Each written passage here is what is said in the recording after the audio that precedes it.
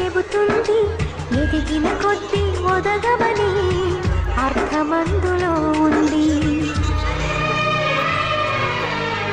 అపజయాలు కలిగిన చోటే గెలుపు పిలుపు వినిపిస్తుంది.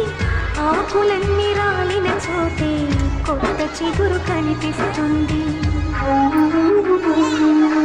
మౌనంగానే ఎదగవని మొక్క నీకు చెబుతుంది, ఎదిగిన కొద్దీ ఒదగవని అర్థమందులో ఉంది. అపజయాలు కలిగిన చోటే గెలుపు పిలుపు వినిపిస్తుంది.